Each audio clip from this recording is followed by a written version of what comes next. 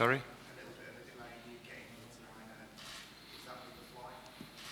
Yes.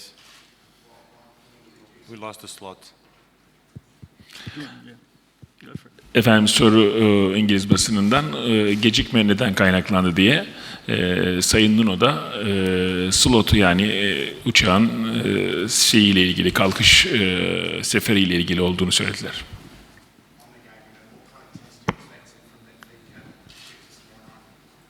Very tough, very tough, very tough, very tough. Good team.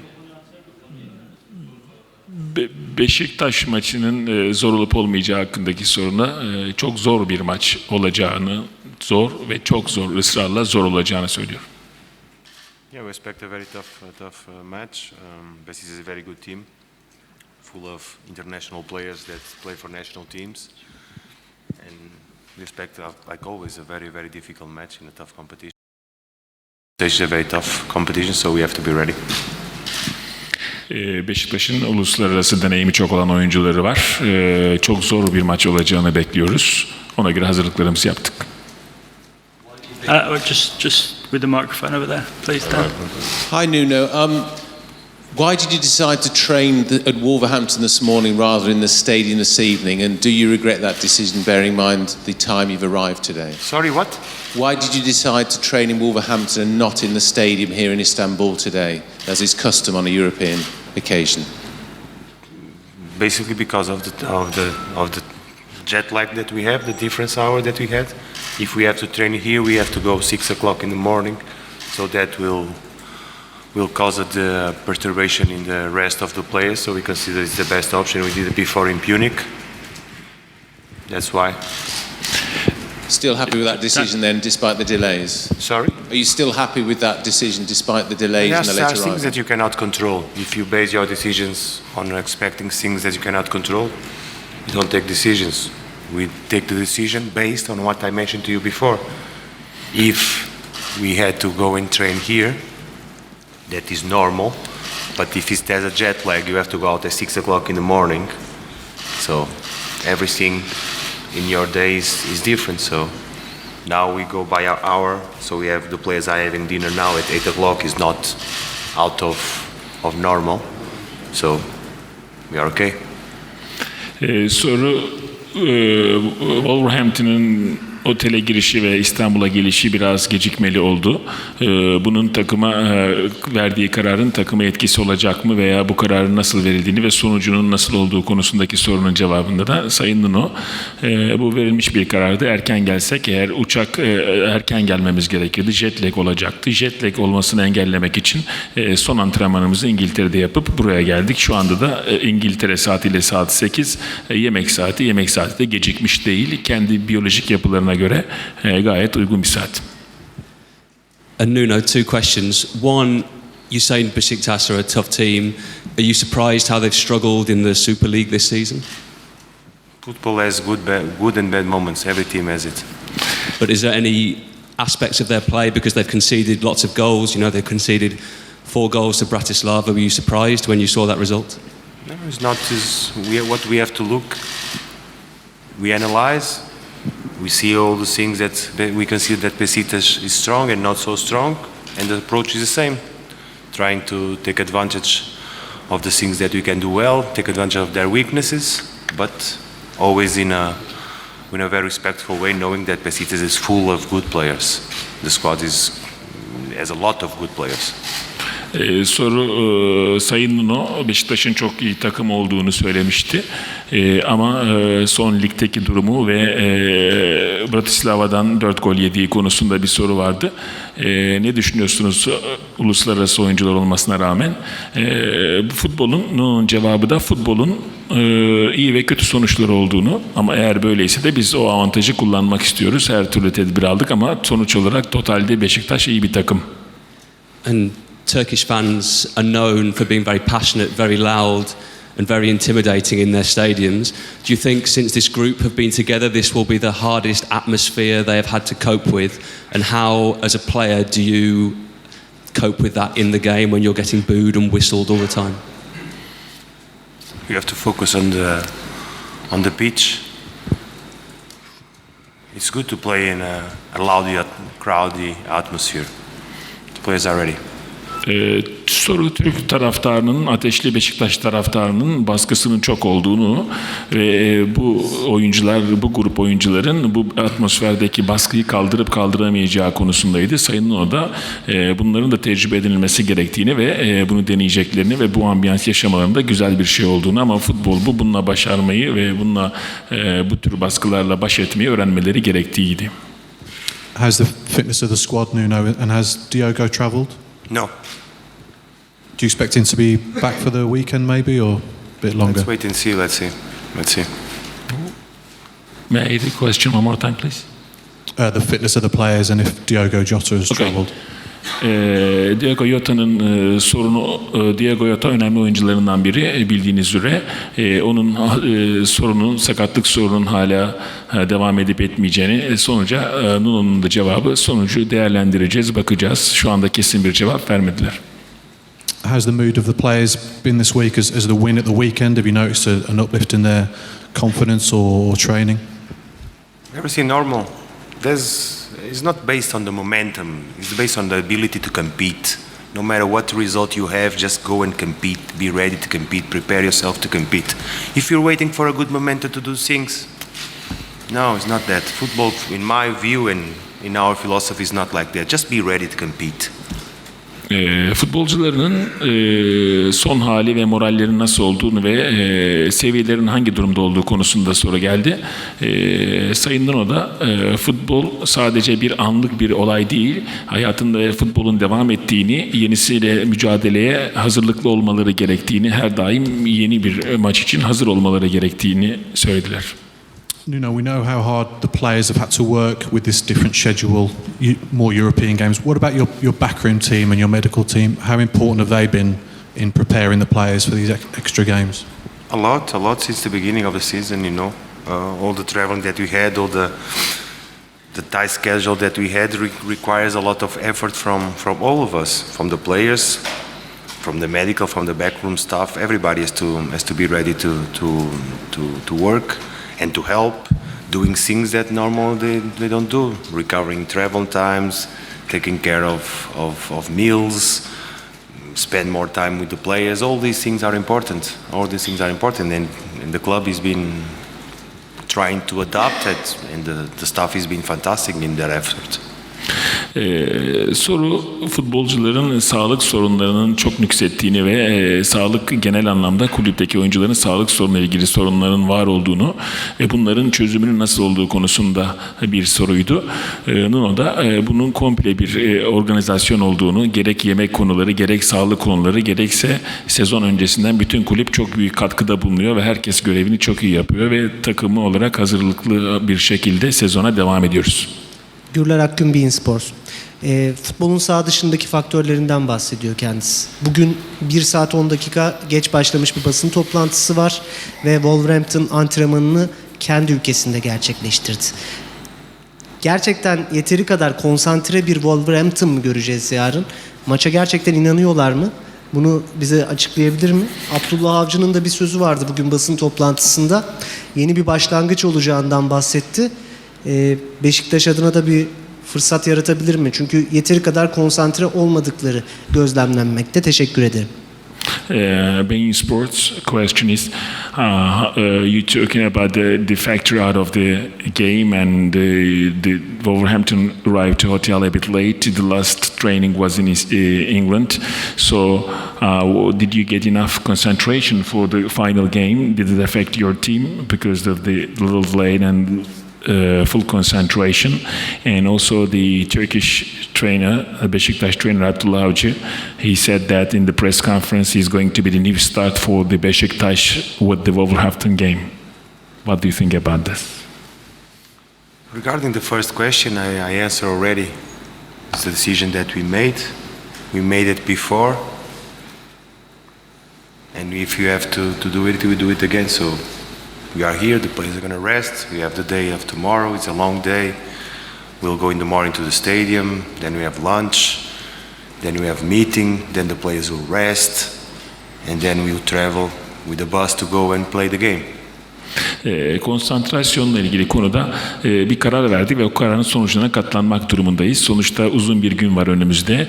Bu akşam yemekten sonra yarın dinleneceğiz, öğle yemeğini yiyeceğiz. Hazır olarak sahaya gideceğiz. Yaptığımız kararın, verdiğimiz kararın arkasındayız. Second question about the... Yes, I think every game is a new opportunity, is a new challenge for every team to bounce back, to react, and we the same. That's the way we play. And tomorrow is a new start for us also. A new start of the game. Then we prepare for the next game. Her maç yeni bir başlangıçtır. Her maç sonunda yeni bir hedef için yeni bir başlangıç yapmak istiyoruz. Bizim için de Wolverhampton için de yeni bir başlangıç olacağını biz de umuyoruz. Her takım için aynı şeyler olsa gerek. Nuno, you gave Pedro Neto his first start in the league on Saturday. I believe he came off with maybe a knock. How is he first of all? And if he's available tomorrow, what do you think he can bring to your team? All the players are available for tomorrow. All the players that travel today are available for tomorrow. We're going to make a decision. We trust on all of them. Efendim Neto golcüleri Neto geçen haftaki maçta ilk yarı oynadı ve daha sonraki çıkarıldı. Neto'nun ve diğer oyuncuların durumunun ve kimin oynayacağı konusundaki soruya da Sayın Nuno, bütün oyuncular bizde seyahat eden hepsi sağlıklı ve konsantre bir şekilde hepsi oynayabilir. Hepsinin şansı var. Yarın göreceğiz dedi. Pedro's a young boy, he's only 19, but he's got good experience. What will he bring to the team? What do you feel his qualities are? Same thing that all the players can bring to the team.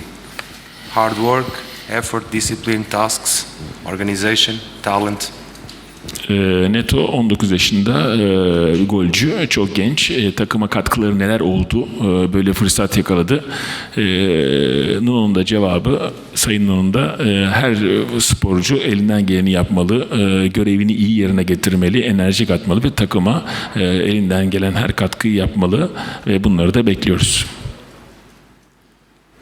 Nuno, you've always said that you're happy to embrace the challenge of combining the Europa League with the Premier League, with Besiktas tomorrow and Manchester City on Sunday. Is this the most exciting and challenging week you've had since you've been Wolves manager? No. Wolverhampton'da Sayın Nuno'nun soru şuydu. Wolverhampton'da en heyecanlı haftaya giriyor gibi hissediyor musunuz? Çünkü bu hafta hem Avrupa Ligi'nde Beşiktaş'la oynuyorsunuz yarın ve hafta sonu da pazar günde Manchester City'ye gideceksiniz ki İngiltere'nin en zor deplasmanlarından biri. Nasıl hissediyorsunuz? En zor haftanızdan biri mi? Sayın Nuno'nun cevabı çok kısa oldu. Hayır dedi. Her şey normal. You got a question, Tom? Nuno, what's the most important quality a player can have when he's going to play in a... Sorry? What is the most important quality a player can have when he's going to play in a rowdy atmosphere like tomorrow night? Honestly, I don't see an issue on that. It's a normal game. It's what you have to focus what's inside of the pitch. And the pitch, you have to focus on Besiktas, their team, their players, do your tasks, play the game, enjoy yourself.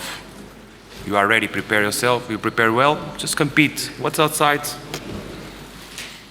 Efendim, soru yarınki maçın önemiyle ilgiliydi. Çok önemli görüyor musun? Nasıl görüyorsun yarınki maçı? Sayın Nuno da bu maçın bizim için çok normal bir maç olduğunu, her zamanki gibi takım saha içerisindeki olaylara bakacağımızı, Beşiktaş'a konsantre olup elimizden geleni maçta yapacağımız bizim için ekstra bir durum değil, normal bir maç olarak değerlendiriyoruz dedi. Roger, I think that's the last question now. Yeah.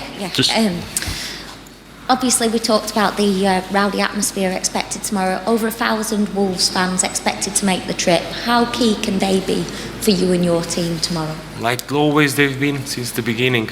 All the games that we had, all the matches that we had, we always had a fan there. Mm-hmm. If it's 1,000, fantastic. If it's 400, very good.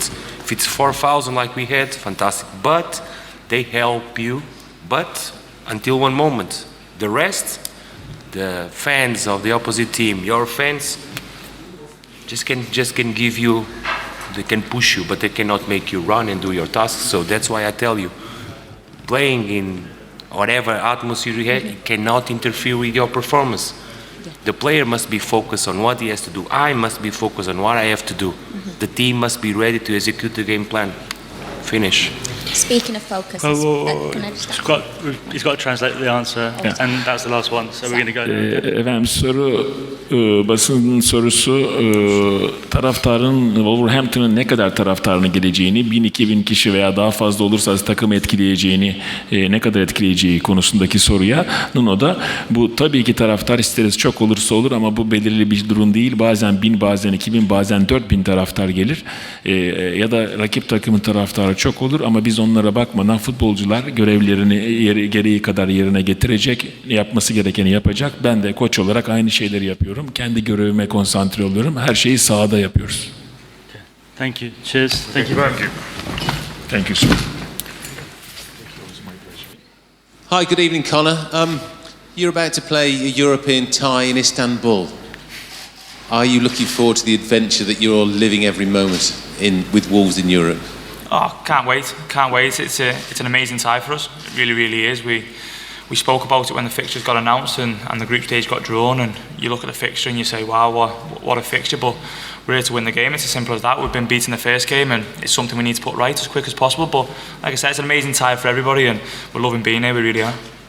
How much have you looked at Besiktas and their form ahead of tomorrow? Because they're in the bottom three in the Turkish top division. Yeah, I'll be honest with you, we've not looked at the form in terms of how they are. This is a game for us that we're looking at. We know they've got some top quality players, some players who play in the Premier League as well, so we know all about them. We've done our homework in terms of what we need to do and how we want to play, and hopefully we're going to put that on show tomorrow because we need to start winning games. Like I said, we got beaten the first game, which we need to put right as quick as possible. How was the delay getting here?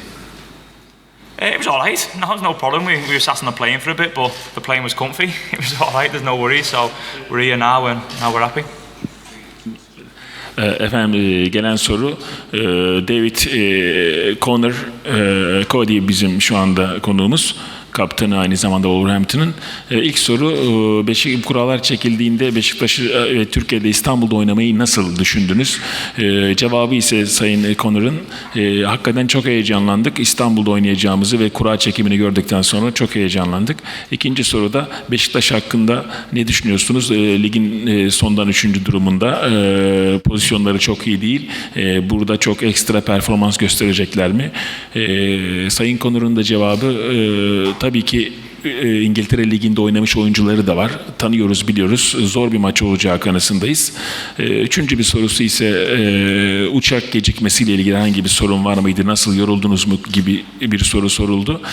Uçak gayet konforluydu. Çok küçük bir gecikme oldu ama bizi etkileyen bir durum söz konusu değil.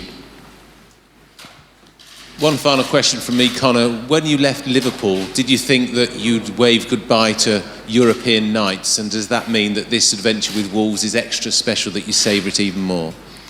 Yeah, not necessarily wave goodbye to him. You always dream of getting to this level, you really do, and higher. But I think in terms of when you leave a club like Liverpool, you just want to get better and play football. And I think now I've found myself here at an amazing club like Wolves. I've been here for a few years now, and I think that makes it a little bit more special that I've been here for a couple of years and we've managed to build and get better. And like I said, we want to make the most of it as much as possible because it's a fantastic experience for us, but one that we want to make the most of. Efendim Liverpool'dan sonra Wolverhampton'daki beklentiniz ve durumunuzdan memnun musunuz? Tabii ki burada 2 yıldır buradayım. Performansımdan ve bulunduğum ortamdan çok mutluyum ve severek iyi bir pozisyonda yer alıyorum. Conor, do you think this will be the most intimidating atmosphere that you've played in your career so far? And as a player, how can you block out 40,000 screaming Turkish fans? It's going to be an amazing experience, it really is. I think it's something we've been looking forward to for a while, but it's something where you don't look at it, you try and block it out as much as possible because we've got a way of playing. I think it's up to us to try and frustrate the crowd as much as possible because we know how much they help the team here and how much they get behind them, but we've played in intimidating atmospheres before and we know how to do it, we know how to play, and we'll stick to what we do. Efendim soru şuydu, 40 bin taraftara karşı ateşli ve güçlü bir Türk taraftarına karşı oynamak nasıl bir tecrübe olacak? Yani sizi etkileyecek mi? Sayın Conor da bu daha önce buna benzer atmosferlerde bulunduk. Kendi İngiltere Ligi'nde olmak üzere ama burada da bunlarla mücadele etmeyi bileceğiz. Çok heyecan verici ve beklediğimiz bir ambiyans. Beğeneceğimi düşünüyorum, hoşuma gideceğini düşünüyorum dedim. Burak Yilmaz is, you know, a big striker for them. Have you watched many clips of him? Is it someone you embrace coming up against? Because, you know, he's a big goal scorer, has always scored goals wherever he's been. I just wonder what you know about him or what you've seen. Well, we know all about him already because the type of striker he is and how good he is. So we didn't have to watch too many clips, but we've watched the clips. We know, like I said, how much of a top striker he is, and we've got to make sure we do it properly to not just stop him, but the other top class players they've got. Like I said, they've got some players who played in the Premier League before, some real experienced players, and something where, like I said, they're a fantastic team. So we've got to make sure we go into the game playing our own game, sticking together, being close to each other, because it's a huge night for us. Efendim soru, Beşiktaş'ın forvetlerini durdurmak konusundaki zorluk çekeceğinizi düşünüyor musunuz?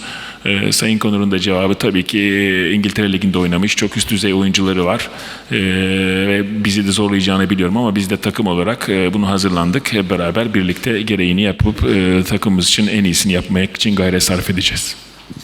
I know you guys are a confident bunch anyway, but has Saturday kind of helped? Have you got a bit more spring in your step this week after that win?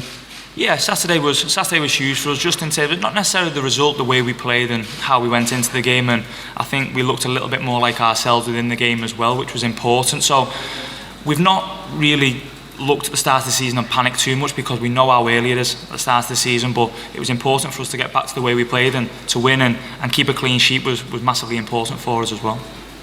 Efendim soru, son birkaç dönemde aldıkları yenilgilerde bunlar sizi etkileyecek mi geçmiştekiler? Sayın Conor'un da cevabı şuydu: biz sonuç olarak maçların sonuçlarından çok içinde bulunduğumuz ambiyansa ve maçımıza konsantre oluyoruz. Takım olarak bunun üstesinden gelebilecek durumdayız. I know it's been a challenging period with the extra games you've had with Europe and whatnot, and you guys have equipped yourself very well. I just wondered how important the medical staff have been for you guys. I mean, you know, they leave no stone unturned with the preparation that they do for you guys as well. Oh, they're huge. They're a massive part of this football club and what they do for the players on a daily basis, not just after the games, but on a daily basis to recover us and help us get right for the next game. Because, like you said, we've had all kinds of games. I don't know how many games it's been up to now, but we've had loads. So all the flying that comes into play and everything like that, we're recovering on planes and in changing rooms after games to make sure we're right come the next game. And that was the same after Saturday as well, to make sure we're ready. So they've been amazing. They really have. They're probably one of the best medical teams there is, and like I said, they're brilliant for all the boys. Soru yine sağlık problemleri ilgili, takımdaki sakat ve sağlık problemi olan oyuncuların iyileşmesi konusundaki kulübün reaksiyonundan memnun musunuz diye. Sayın Conor da bu şeyden çok sağlıklı tepkiler aldığını ve hepsinin sağlık kontrollerinin ve tedavilerinin gerçekten kulübün büyük önem gösterdiğini ve bu recovery'ler için, yani netice iyileşmeleri için gereğin maksimumu yaptığını ve sonuçta çok sıkı bir periyoda girdiklerini, önümüzdeki haftada başka bir önemli maç oynayacaklarını, çok ciddi çalıştıklarını söylüyor.